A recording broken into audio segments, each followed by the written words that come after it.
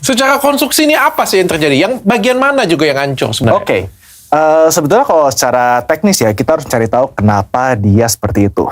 Yang pertama faktanya adalah ada pengecoran di lantai atas. Oke. Terus yang kedua, ada banyak peserta di lantai bawahnya kan. Jadi bawahnya digunakan banyak orang di situ. Bebannya besar. Oke. Oh, jadi di bawah ada, di atas sambil dicor nih? Di atas dicor, di bawahnya ada orang sholat kan. Nah, Lantai 2. lalu fakta ketiga adalah terjadi pancake collapse. Oke. Jadi pancake collapse itu kayak lantai atasnya gubrak, jatuh ke bawah, jatuh ke bawah, jatuh ke bawah lagi. Itu pancake collapse. Oke. Biasanya tipikal yang terjadi adalah kolomnya tidak kuat. Jadi yang namanya struktur, ada yang namanya kolom dan balok. Oke. Kolom itu yang vertikal, balok itu yang horizontal. Oke?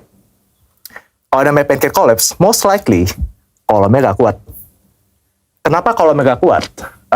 Kalau dari segala macam video yang saya nonton ya,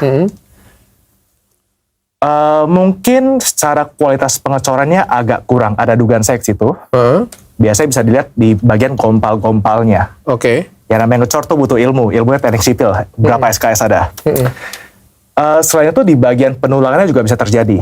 Jadi contohnya di beberapa kasus ya, misalnya kolom di bagian dalamnya itu ada tulangannya atau besinya.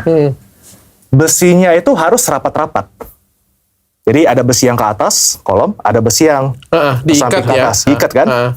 Nah kalau misalnya besi ikatannya itu gak kuat atau terlalu longgar jaraknya, betonnya jadi gompal dan keluar pada saat terjadi failure. Oke? Itu logikanya. Jadi yang namanya bangunan harus strong column, weak beam. Oke. Jadi kolomnya harus kuat, tapi baloknya boleh lemah. Oh, kolomnya harus kuat. Kolomnya harus wajib kuat, biar gak pancake collapse. Baloknya boleh lemah. Baloknya boleh lemah. Itu prinsip desainnya. Kenapa? Pernah gak nonton bangunan di luar negeri ya waktu gempa dia kayak gini? Goyang-goyang ya? Iya, goyang-goyang, ya kan? Itu karena memang kita desainnya seperti itu.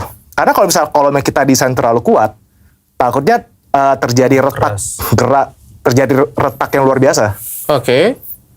Jadi kita perbolehkan yang namanya baloknya gagal duluan. Agar orang bisa evakuasi duluan. Itu tujuan utamanya, menyelamatkan manusia.